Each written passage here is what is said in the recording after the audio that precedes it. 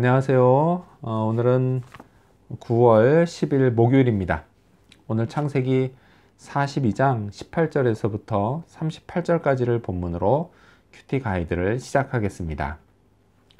먼저 오늘 이 본문을 통해서 제가 묵상한 하나님은 내색하지 않으시는 분입니다. 23절 말씀을 읽어볼까요?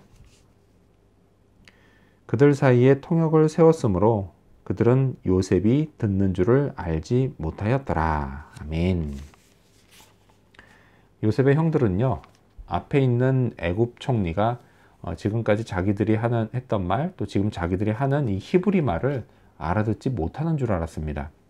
그럴만도 했던 게 지금까지 대화가 어떻게 오갔죠? 계속 중간에 통역을 통해서 말들이 오갔기 때문입니다. 자, 하지만요, 앞에 있는 총리, 그 요셉은 사실 다 알아듣고 있었습니다. 심지어는 형들이 탄식하면서 회개하는 소리도요, 다 알아듣고 있었습니다. 자, 요셉처럼 하나님도요, 제가 하는 말을 다 알아듣고 계십니다.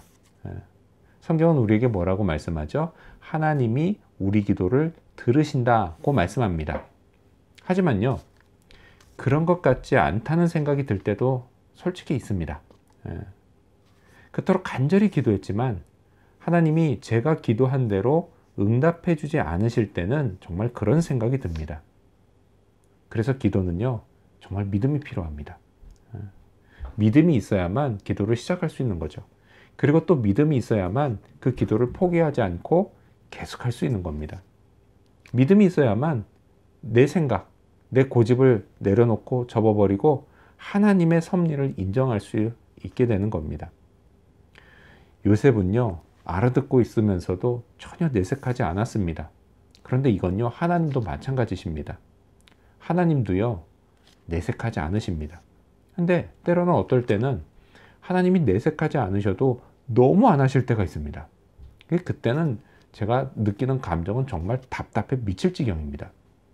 하지만요, 그런 제 심정에도 불구하고 때가 되기 전까지 하나님은 기미조차 보이지 않으십니다. 정말 믿음이 필요합니다. 그렇다면 오늘 이 본문을 통해서 제가 발견한 인간의 모습 어떤 게 있을까요? 오늘은 아연 실색하는 형들과 아버지 야곱을 볼 수 있습니다. 자, 형들은요, 결국 애굽의 시므온을 인질로 남겨놓고 가나안으로 출발하게 됩니다. 형들이 얼마나 고민스러웠을까요? 자, 그런데요, 오는 길에 문제가 발견됩니다. 무슨 일이냐? 자, 오는 길에 자루 하나를 풀어보니까요, 지불한 줄 알았던 돈이 그냥 그대로 있었던 겁니다. 자, 28절 말씀 읽어볼까요?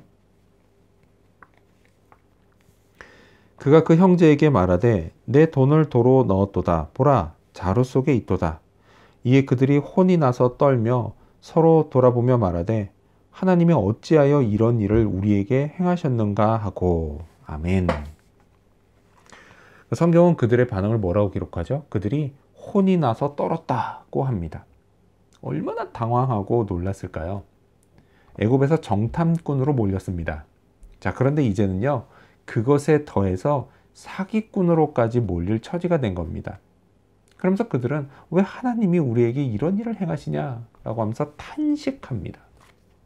그리고 이 사실을요, 가나안에 도착해서 아버지 야곱에게 말하면서 모든 자루를 쏟았는데 알고 보니 모든 자루에 돈이 다 그대로 들어있었던 겁니다. 35절 말씀 읽어볼까요? 각기 자루를 쏟고 본즉 각 사람의 돈뭉치가 그 자루 속에 있는지라.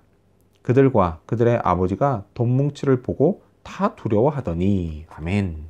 이제 어떻게 됐어요? 그냥 한두 명 사기꾼이 아니라 그 집안 자체가 사기꾼 집안, 사기꾼 집단으로 몰릴 처지가 된 겁니다.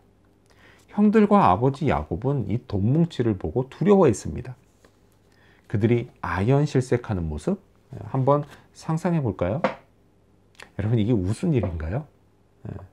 웃을 수도 있죠. 재밌잖아요. 그런데 여러분, 입장을 바꿔놓고 한번 생각해 보는 거예요. 내가 그런 상황에 빠졌다고 상상해 보는 겁니다. 그 요셉의 형들처럼요, 아마도 제 입에서 하나님 제게 정말 왜 이러세요? 이게 정말 어떻게 된 일이에요? 제게 너무 하시는 거 아니에요? 이렇게 탄식할지 모르겠습니다. 자, 그렇다면 끝으로 오늘 이 본문을 통해서 나에게 주시는 교훈, 제게 주시는 교훈이 뭘까요? 그건 해롭게 생각하지 말자입니다. 36절 말씀 읽겠습니다. 그들의 아버지 야곱이 그들에게 이르되 너희가 나에게 내 자식들을 잃게 하도다. 요셉도 없어졌고 시므온도 없어졌거늘 베냐민을 또 빼앗아 가고자 하니 이는 다 나를 해롭게 함이로다. 아멘. 요셉이 없어졌고 시므온도 인질이 되고 이젠 베냐민마저 빼앗기게 생긴 이 일련의 일들은 사실 하나님의 계획 가운데 벌어진 것이었습니다. 이 모든 것은요, 언약 가문인 야곱 집안을 구하시고 또한 번성하게 만드시려는 하나님의 섭리였습니다. 하지만요, 야곱은 그렇게 생각하지 않았습니다. 이는 다 나를 해롭게 함이로다. 그렇습니다. 그가 보기에 이 모든 일은 다 불행한 일들이었습니다. 모든 게 다 부정적으로만 보였습니다. 이럴 때 인간은요, 누구나 이 야곱처럼 이는 다 내게 해롭다고 생각하기 마련입니다. 38절 말씀을 읽어볼까요? 야곱이 이르되 내 아들은 너희와 함께 내려가지 못하리니 그의 형은 죽고 그만 남았음이라. 만일 너희가 가는 길에서 재난이 그에게 미치면 너희가 내 흰머리를 슬퍼하며 스올로 내려가게 함이 되리라. 아멘. 야곱은요, 마지막으로 해야 할 일, 막내 아들 베냐민을 보내는 일, 이거는 결코 용납할 수 없다고 말합니다. 그랬다가는 너희가 나 스홀에 내려보내는 게 된다. 무슨 얘기예요? 자기가 죽게 될 거라고 말을 합니다. 자, 이처럼 하나님이 기도를 듣지 않으시는 것 같고요. 아연 실색할 일이 계속 벌어지고요.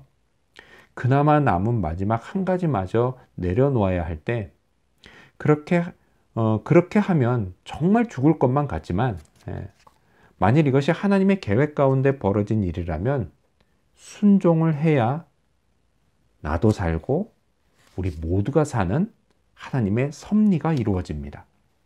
물론 쉬운 일은 아니죠. 저 역시도요, 연약한 인간인지라 뭔가를 내려놓을 때마다 죽을지 모른다는 두려움이 엄습합니다. 그래서 정말 믿음이 필요합니다. 눈에 보이는 실상이 아니라 보이지 않는 믿음이 해답입니다. 결코 해롭지 않습니다. 나를 향한 하나님의 뜻, 그것은 언제나 좋습니다. 이 사실을 되새기면서 오늘도 믿음으로 주님의 인도하심을 구하고 따르는 그런 하루가 되기를 소망합니다. 기도하겠습니다. 내색하지 않으시는 하나님, 기도를 들으시고 또 그 기도에 분명히 하나님의 뜻을 따라 인도해 주신다는 것 잊지 않기를 원합니다.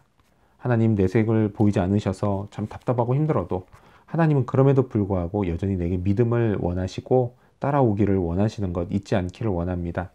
아연 실색할 일이 계속해서 벌어진다 할지라도 그래서 정말 내 입에서 하나님 정말 왜 그러세요? 라고 하는 탄식이 나온다 할지라도 여전히 믿음을 원하시기에 믿음으로 하나님 앞에 나의 모든 것을 내려놓고 하나님의 인도하심을 구하며 하나님이 내게 주시는 선한 축복, 선한 유익들을 얻을 수 있도록 도와주시옵소서. 하나님, 해롭다라 생각하지 말고 이것이 하나님이 나에게 주시는 축복을 향해 가는 길이고 또 그 과정이라는 것 잊지 않게 해주셔서 오늘 하루도 믿음으로 주님께 길을 구하고 인도하심을 따르는 그런 하루가 되도록 도와주시옵소서. 감사드리며 예수님의 이름으로 기도합니다. 아멘.